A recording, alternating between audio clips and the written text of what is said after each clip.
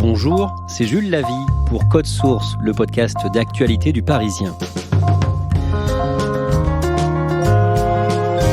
Code Source vous raconte aujourd'hui l'histoire d'un tube planétaire, né il y a un demi-siècle. La chanson française la plus reprise au monde. Comme d'habitude, de Claude François qui deviendra ensuite My Way, chanté par Frank Sinatra. Récit d'Éric Bureau du service culture du Parisien et de Jacques Revaux qui a composé le morceau en quelques minutes à la fin des années 60.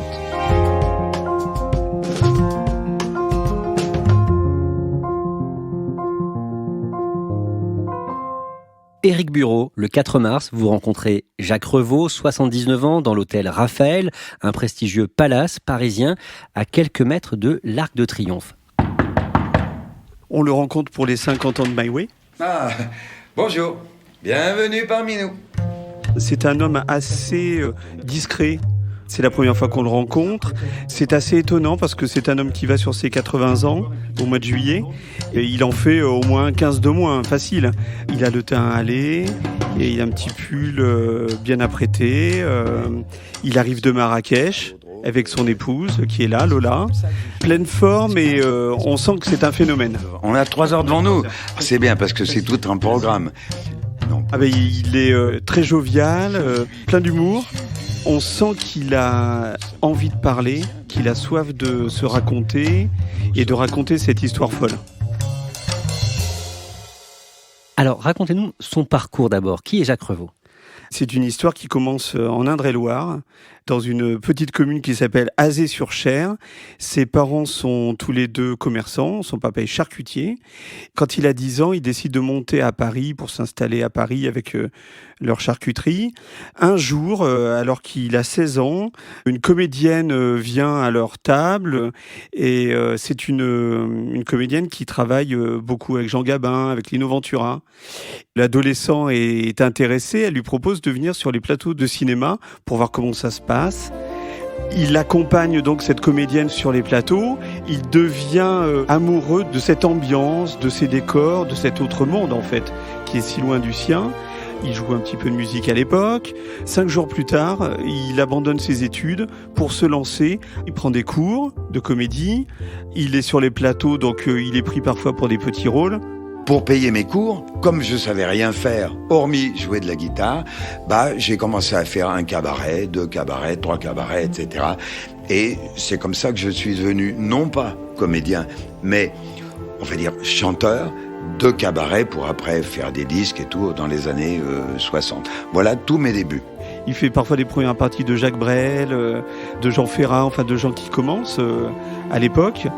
Il est pas mauvais, mais il sent que autant son art de composition commence à plaire autour de lui parce que justement les chanteurs qui croisent lui demandent s'il peut pas leur écrire des chansons. Autant lui, c'est pas un succès dément. Donc il va finir par se mettre dans l'ombre et devenir justement le compositeur de tous ces gens qu'il admire. Il est meilleur compositeur que chanteur. En tout cas, c'est ce qu'on lui fait ressentir et ce que lui aussi va finir par ressentir. C'est quand même l'époque des Brassens, des Brel, Aznavour, Patachou. À l'époque, il y a quand même des grands qui commencent et il se sent un peu petit. Jacques Revaux va devenir une machine à tubes. C'est dingue. Quand on regarde, il y en a une bonne centaine. Il a écrit exactement 500 chansons. Je me suis arrêté la 500e parce que tout a une fin et je fais partie des gens qui pensent que faut pas faire la chanson en trop, il faut pas faire le film en trop, faut pas faire l'émission en trop, etc. J'étais obligé d'arrêter. J'étais trop fatigué. Il y en a une centaine chantées par Michel Sardou, dont il a été vraiment le compositeur attitré. Comme Sardou venait d'être retenu et engagé chez Barclay, il avait besoin de chansons. On est en 65-6, j'avais déjà eu des Hallyday, des Sheila, des choses comme ça. Disons que j'étais un compositeur un peu en vue, même pour l'époque. Et on a commencé, on a fait le premier 45 tours. Je devais avoir 1 ou 2 titres dessus. Puis sur le deuxième, j'en avais 3. Puis après, j'ai, entre guillemets, à partir de 67-8, j'étais devenu son compositeur. C'est dément, hein, c'est La maladie d'amour, c'est Les lacs du Connemara, c'est Je vais t'aimer, c'est la Java de Broadway, enfin bon, c'est fou, hein. C'est aussi quelques chansons pour Johnny dont j'ai oublié de vivre. C'est une chanson pour Aznavour qui s'appelle Toi et moi, enfin, il y a de quoi faire. Éric Bureau, vous allez nous raconter l'histoire de My Way, histoire qui commence en février 1967. Jacques Revaux a 27 ans, il est en vacances à Megève. Racontez-nous ce qui se passe. Il est au ski et le ski le prend tellement que le vendredi arrive, fin de semaine, il a 4 chansons à composer et il ne les a pas faites. Donc, dans sa chambre, il prend sa guitare et il les compose, 4 d'affilée. J'ai fait ces 4 chansons en une matinée parce que je partais le lendemain. Merde, j'ai oublié de faire les chansons. Donc, le matin, vite, j'étais en robe de chambre, j'ai mon magnétophone qui tourne, et puis j'ai l'habitude. Je fais, non pas n'importe quoi, mais je fais 4 mélodies différentes. Il y a une chanson qui va aller à Johnny Hallyday, une chanson qui va aller à Petula Clark, une autre qui va aller à Hervé Villard. Et dans le lot, il y en a une, au hasard, hein, je vous dis celle-ci, je dépose la musique Parole à faire. Bon, elle n'était ni meilleure ni moins bonne. Elle avait le mérite d'exister. Il ne trouve pas de personne à qui la proposer. Cette chanson, elle s'appelle For Me, en anglais, For Me. Pourquoi For Me ? Parce que à l'époque, beaucoup de compositeurs envoient leurs chansons directement à Londres. Elles sont travaillées par des artistes anglais qui les mettent en anglais parce qu'à l'époque, la mode est à ce que les Français refassent des tubes anglais.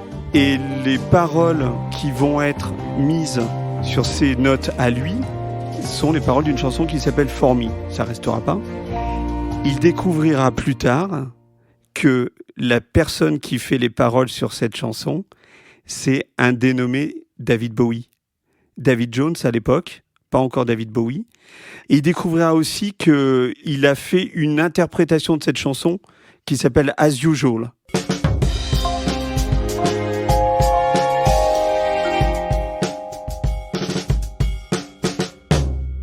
Que fait ensuite Jacques Revaux avec cette chanson ? Il la propose ? Il le propose à Michel Sardou, il le propose à Hugo Frey, qui le sentent pas, c'est pas dans leur style. À Orlando pour Dalida, pareil, même réponse, et Petula Clark, idem. Et du coup, le seul qui a envie de cette chanson, c'est Hervé Villard. Hervé, lui, c'est celui qui l'a toujours voulu. Sauf que Jacques Revaux a une autre idée en tête. Moi, j'ai pas voulu lui donner. Pourquoi ? J'ai pour habitude de donner à un interprète le contraire de ce qu'il a l'habitude de chanter. Ça a toujours été ma méthode. Et Claude François, à l'époque, son univers, c'est la chanson festive, en tout cas dansante. Et donc cette balade-là, il se dit c'est pour lui. la mélodie de cette chanson, elle est un peu triste ? Oui, c'est une balade. C'est assez mélancolique dans ses sonorités. Que se passe-t-il ensuite ? Alors, il la propose une première fois à Claude François. Bon, bof, pas de feeling. 6 mois passent, et là, ils se croisent à Cannes, donc Jacques Revaux et Claude François, sur la croisette. Comment vas-tu, Jacques? Ça va et tout? On mange un bout ensemble. Il était 1h de l'après-midi, oui. On va à la Way Beach, on déjeune tous les deux.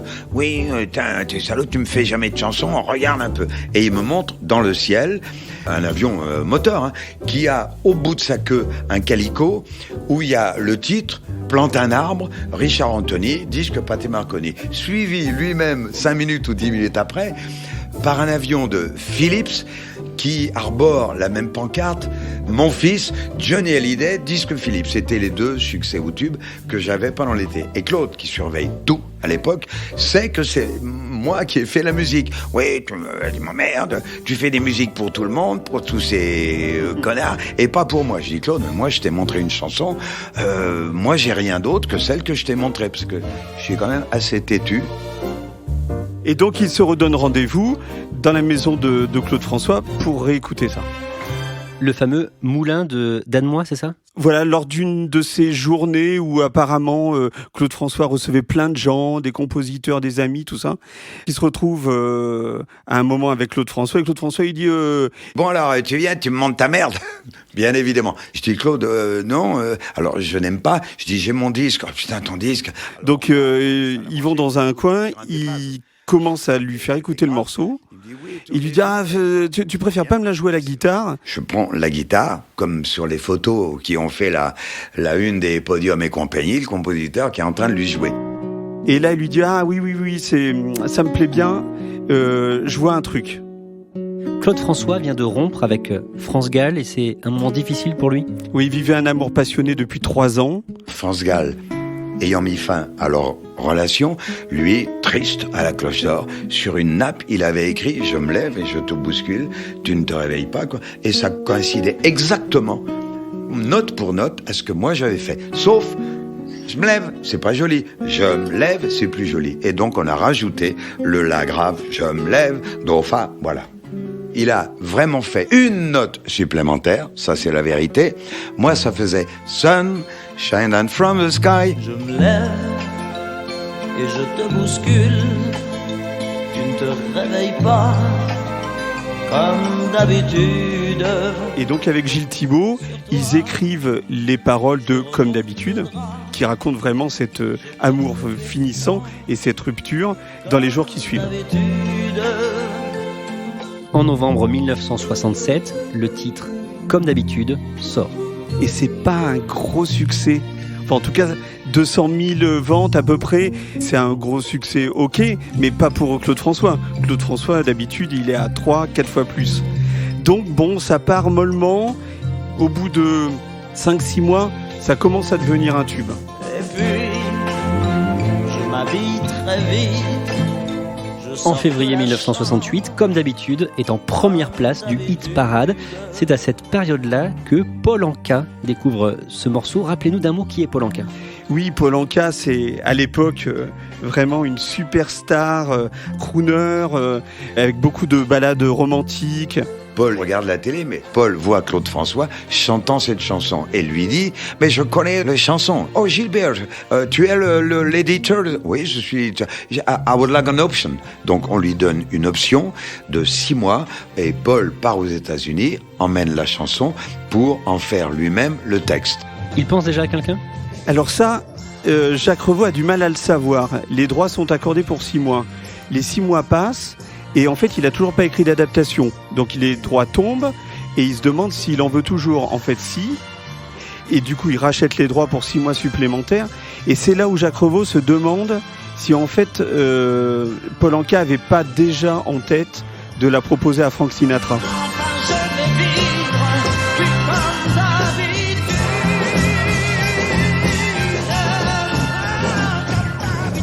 Paul Anka propose à Frank Sinatra, qui a un moment de creux dans sa carrière, et Paul Anka a vraiment l'impression que ça peut être la chanson du retour. À ce moment-là, Frank Sinatra a déjà vécu beaucoup de choses. Oui, il est dans un creux de sa carrière. Il a 53 ans et il cherche à rebondir. Cette chanson, justement, les paroles racontent ça. Un homme mûr qui se retourne un petit peu sur ce qu'il a fait, qui se dit bon ben voilà, les bons et les mauvaises choses, en tout cas je les ai fait à ma façon. I did it my way. C'est d'ailleurs le titre de la chanson en anglais. Ça n'a plus du tout la même résonance que Comme d'habitude, qui est une chanson d'amour.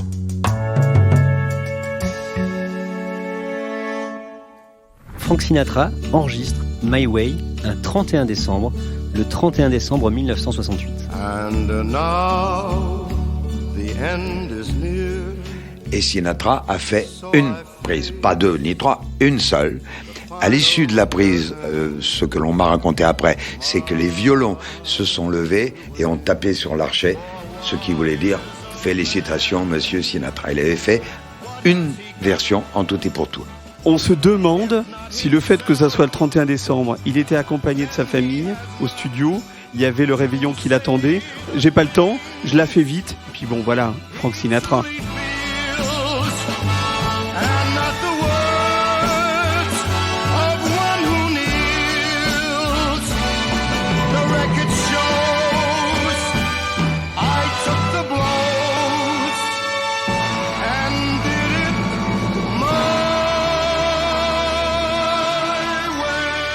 Moi, j'ai eu ce qu'on appelle le disque souple, la démo de l'enregistrement de Sinatra.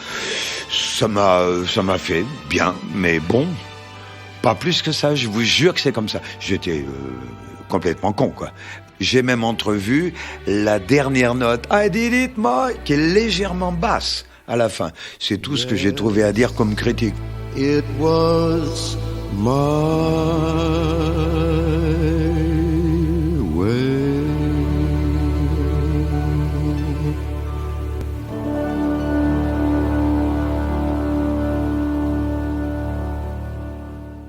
Elle n'est peut-être pas parfaite, mais il y a une énorme émotion qui se dégage de cette chanson.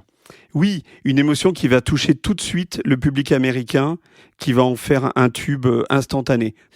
Ça va devenir même une chanson reprise très vite. Enfin, par exemple, Nina Simone le reprendra dès 70.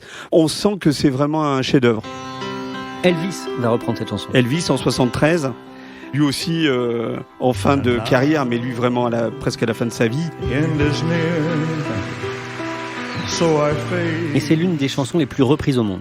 C'est la chanson francophone, au départ, qui est la plus reprise dans le monde. Et puis vraiment, dans tous les styles, de Pavarotti à Tom Jones, de Nina Simone, que j'ai cité tout à l'heure, jusqu'à Ray Charles, les rappeurs aussi, Jay-Z, Kanye West.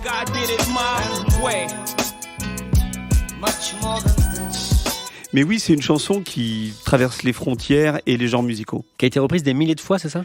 En tout cas, Jacques Revaux, qui est le mieux placé pour le dire, puisqu'il, à chaque fois, on l'appelle pour lui demander son autorisation, dit plus de 3000 reprises professionnelles. On sait combien ça lui a rapporté ? Là-dessus, il est un peu plus évasif, c'est normal. Mais quand on lui dit 1 million par an, il dit plutôt plus. Alors par contre, lui, il est co-compositeur avec Claude François, qui a fait des changements sur la chanson. Il n'est pas auteur, donc il y a 2 auteurs, Claude François et Gilles Thibault. Donc voilà, il y a déjà ce partage à faire, les ayants droit de Claude François. Et donc évidemment, lui, il est loin d'avoir 1 million dans sa poche chaque année. Est-ce qu'il a des regrets, Jacques Revaux ? Il n'en a pas. Parce que effectivement, c'est un homme de l'ombre de cette chanson. C'est un homme de l'ombre aussi de toutes les chansons de Michel Sardou. Il dit « Je n'étais pas derrière, j'étais sur le côté ». Et puis bon, voilà, quand on a écrit une chanson mondialement connue avec ce que ça rapporte, on n'a pas de regret. Il n'arrive pas lui-même à expliquer le succès de Comme d'habitude, de My Way. Non. Si je pouvais l'expliquer, j'en refais 10 autres demain. On ne peut pas l'expliquer. Il y a un ingrédient final qui est le public. Le public aime, il achète. Il n'aime pas, il n'achète pas. Le public se trompe jamais.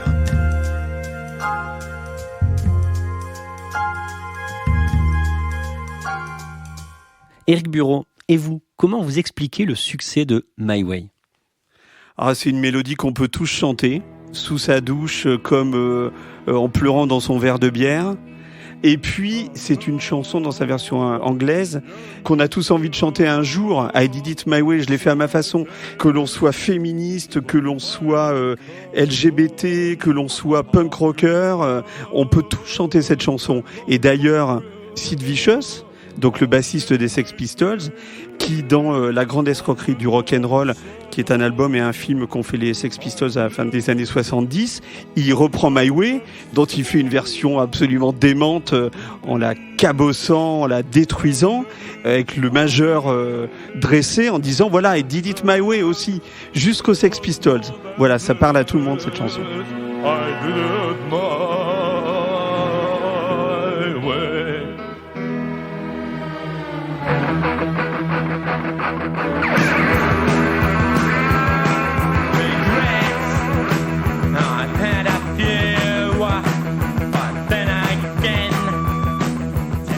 Merci à Éric Bureau. L'entretien avec Jacques Revaux a été enregistré par Stéphane Geneste, qui a aussi conçu et préparé cet épisode. Production Clara Garnier-Amouroux. Réalisation Alexandre Ferreira.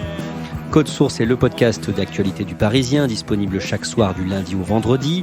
N'oubliez pas de vous abonner gratuitement, bien sûr, sur votre application de podcast comme Apple Podcast ou Podcast Addict. Et n'hésitez pas à nous écrire codesource@leparisien.fr.